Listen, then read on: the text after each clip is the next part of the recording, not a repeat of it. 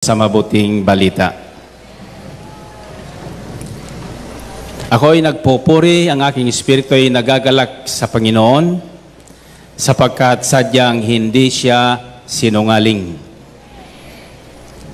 And I've got good news for you.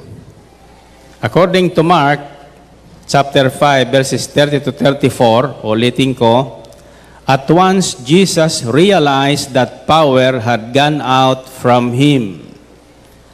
He turned around in the crowd and asked, "Who touched my clothes?" "You see the people crowding against you," his disciples answered, "and yet you ask, 'Who touched me?'" But Jesus kept looking around to see who had done it. Then the woman, knowing what had happened to her, came and fell at his feet, and trembling with fear, told him the whole truth. He said to her, "Daughter, your faith has healed you. Go in peace and be freed from your suffering." Naramdaman ni Jesus na may kapangyarihang lumabas sa kanya. Ito po ang buod ng ating mabuting balita ngayon. Sa tulong ng Espiritu, ako ay nananalig at nampalatay na lahat na makikinig ng mensaheng ito ay tatanggapin ang tinutukoy ng mabuting balitang ito. Amen ba? Purihin natin ang Panginoon. Purihin ang Diyos. Naramdaman ni Jesus na may kapangyarihang lumabas sa kanya kahit bumaling siya sa mga tao at nagtanong, "Sino ang humipo sa akin?" Sumagot ang kanyang mga alagad, "Nakikita po ninyong nagsisiksikan ang napakaraming tao. Bakit itinatanong ninyo kung sino ang humipo sa inyo?" Subalit patuloy na luminga-linga si Jesus, hinahanap ang humipo sa kanya. Palibhas ay alam ng babae ang nangyari, siya'y nanginginig sa takot na lumapit kay Jesus. Nagpatira pa sa paanan ni Jesus at ipinagtapat ang buong katotohanan. Sinabi sa kanya ni Jesus, "Anak, pinagaling ka ng iyong pananalig sa akin. Umuwi ka na at ipanatag mo ang iyong kalooban. Lubusan ka nang magaling sa iyong karamdaman." Purihin natin ang Panginoon. Purihin ang Diyos. Brothers and sisters, this is one of the popular stories of healing in the Bible. The woman who had been bleeding for 12 years. Isang babaeng dinugo ng 12 taon, naubos ang kanyang kayamanan sa pagpapagamot sa iba't ibang dalubhasang doktor. Subalit sa halip na siya ay gumaling, lalong lumala ang kanyang karamdaman. Subalit isang araw, narinig niya ang usap-usapan tungkol kay Jesus. Ibibigay ko sa inyo ng dahan-dahan ng mensahe at ibig kong tandaan nyo ang mga salitang binibigyan ko ng diin. Isang araw narinig ng babae ang usap-usapan tungkol kay Jesus. At nang malaman niya na ang Panginoon ay dumarating, umalay siya ng bahay, kinuha niya at ginawa niyang bumangon, tinipon niya ang nalalabing lakas sa kanya,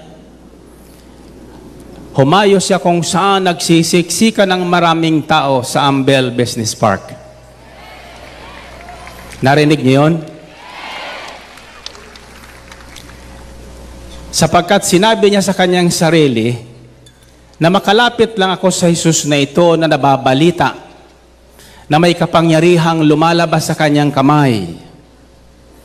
May kapangyarihang lumalabas maging sa kanyang mga suot sa kanyang katawan. May kapangyarihang lumalabas sa kanyang bibig at labi. Jesus nakakaiba sa lahat ng mga propetang isinilang sa Israel. Nanalig siya at nanampalataya ng wika niya sa kanyang sarili, "Ito na ang aking huling baraha. Ito na ang aking huling pag-asa." Pangkaraniwang naririnig natin sa labi ng mga doktor at sa labi ng maraming tao na kapag ang tayo wala ng pag-asa, sasabihin, "Manalangin ka na lang." Ibig sabihin, huling baraha, huling pag-asa ang Diyos. Bakit hinuhuli natin ang makapangyarihan? Bakit? Sapagkat mayroon pa tayong nasasandalan. Mayroon pa tayong inaasahan. Mayroon pa tayong natatakbuhan. Mayroon pa tayong nagagamit. Subalit, brothers and sisters, sa aking munting pagdinilit, pag-aaral sa kasulatan, nakita ko po isang dakilang katotohanan na iba ang pamamaraan ng Diyos kaysa pamamaraan ng tao. Mananampalataya ang babaeng ito, isang Israelita. Naniniwalang may Diyos. Subalit bakit inubos muna ang kanyang kayamanan sa paghahanap ng lunas ng kanyang karamdaman bago siya lumapit sa Panginoon? Malamang siya rin ay nanalangin. Lahat naman kahit nagpapagamot ay nananalangin. Di ba? Lahat na tao siguro sa mundo, kahit anong klaseng Diyos ang kanilang pinaniniwalaan, kapag nagigipit, nananalangin. Minsan, madalas ko nakikita ang iba-ibang lahi sa eroplano na aking nasasakyan kapag ako ay nagbibiyahe. At kapag umaalog ang eroplano napakalakas, nakikita ko lahat nananalangin. So sabi ko, may Diyos din pala ito. Hallelujah. So balit ako simple lang aking panalangin kapag nangyayari iyon, wika ko, Lord, remember me, I am on this plane. Kako, Panginoon, alalahanin mo, naririto ko sa eroplanong ito. Natatakot po ako. Mamaya-maya, tatahimik ang eroplano. Subalit ngayon, nasumpong silang biyahe kung manakaraang buwan, sadyang tapatan Diyos. Bago ako sumakay ng eroplano, ang wika ko, Panginoon, gusto ko po panatag ang biyahe, walang alog, maganda, para ako'y makatulog. Alam nyo, sa totoo lang, minsan yung lugar dinadaan madalas po yan maalog. Di ko nararamdaman ng alog. Alam ko yung bakit? Sapagkat ako'y nakakatulog. Purihin natin ang Panginoon. Purihin ang Diyos.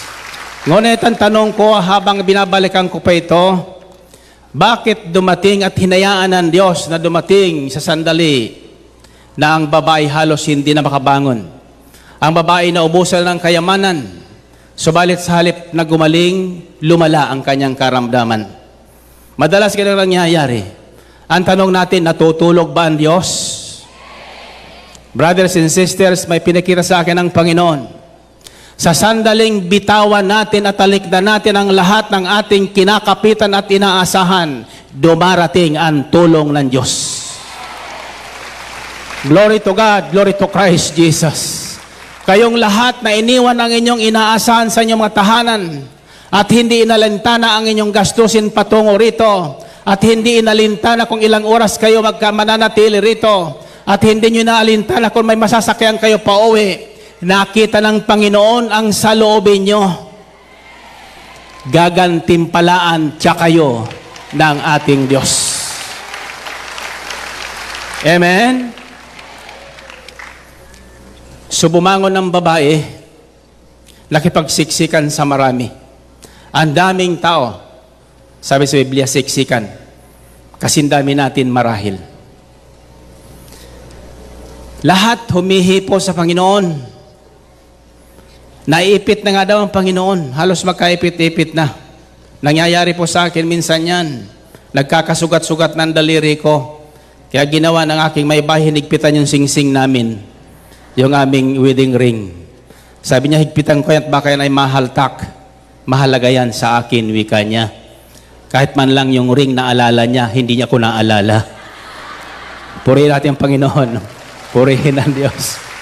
Hallelujah. So, yun ay nararanasan ko at nararamdaman ko at naalala ko ang Panginoon.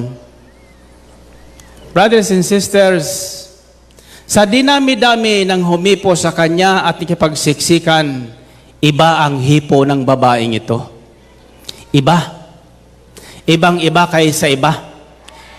Hipo ng mga taga-El Shaddai. Brothers and sisters, nang mahipo ng babaeng ito ang laylayan ng damit ng Panginoon, iba kaysa iba sapagkat sabi sa Biblia, may lumabas na kapangyarihan buhat sa Panginoong Hesus nasalin sa babaeng ito. Ulitin ko po, may lumabas na kapangyarihan. Sabi sa banal na aklat sa 2 Kronika, kung di ko nagkakamali, ang kapangyarihan sa langit at sa lupa, sa Diyos nagmumula. All powers in heaven and on earth comes from God. Sa Diyos nagmumula. So kakaibang kapangyarihan itong pinalabas ng Panginoon dahil sa hipo ng babaeng ito. Kapangyarihang gumagawa ng himala at kababalaghan. Kapangyarihang magpagaling ng pinakamatinding karamdaman. Marami din na may karamdamang lumapit sa Panginoon ang araw na yon, sapat na babalitaan ng maraming tao ang ginagawa ni Jesus. Kahit maraming taong lumalapit sa Kanya. Naipit na siya at nagsisiksikan, sabi ng mga alagad. Subalit walang napansin ang Panginoong lumabas na kapangyarihan buhat sa Kanya. Subalit sa isang babaeng ito, agad naramdaman ng Panginoon na may lumabas na kapangyarihan sa Kanya. Kaya luminga-linga siya, hinanap niya yung taong humipo sa Kanya na nagkaroon ng kapangyarihang galing sa Kanya. Ang sabi ng mga alagad, ito naman si Lord, parang bagong-bago. Lahat naman humihipo sa iyo eh. Subalit, iba ang hipo ng babaeng ito.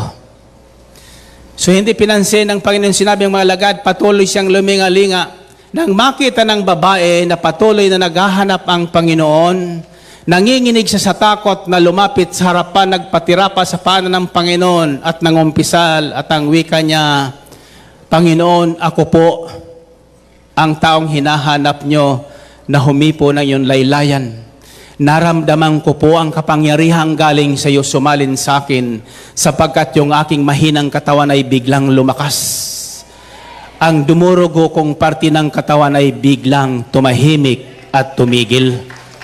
Purihin natin ang Panginoon. Purihin ang Diyos. At ang wika ng Panginoon sa babae pagkatapos na siya ay magpatutuo sa harapan ng Panginoong Hesus. Sabi ng Panginoon, anak, pinagaling ka na yung pananalig sa akin. Hindi ka pinagaling ng laylayan ng aking damit. Hindi ka pinagaling ng iyong pakikipagsiksikan. Pinagaling ka ng iyong pananalig sa akin. Narinig niyo yun? Brothers and sisters, hindi kayo pinagagaling ng mga panyulito. Hindi kayo pinagagaling ng mga langis-langis na yan. Hindi kayo pinagagaling ng mga herbal-herbal na yan. Hindi nakapagpapagalingan ng mga bagay. Diyos lamang ang nakapagpapagaling sa lahat ng uri ng karamdaman. Kaya't sa Kanya lamang ang kapurihan.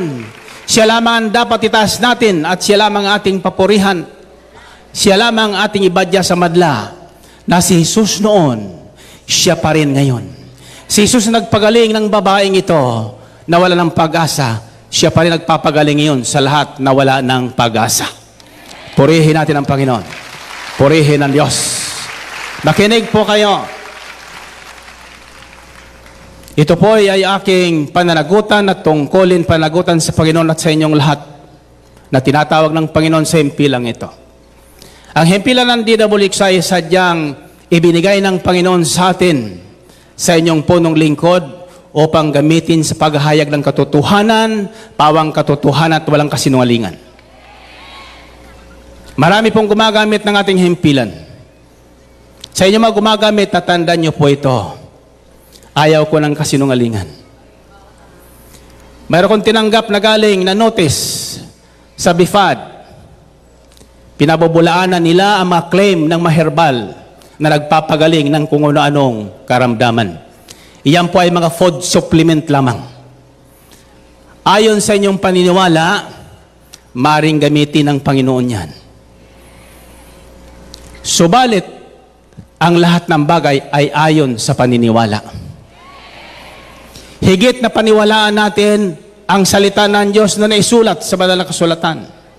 Pag sinabi ng Diyos at inyong sinunod, tandaan nyo, susundan ng kapangyarihan ng Diyos na gumawa ng himala at kababalaghan. Amen ba? So luminga-linga, ba't hindi tumigil ang Panginoon? Hinanap ang babae.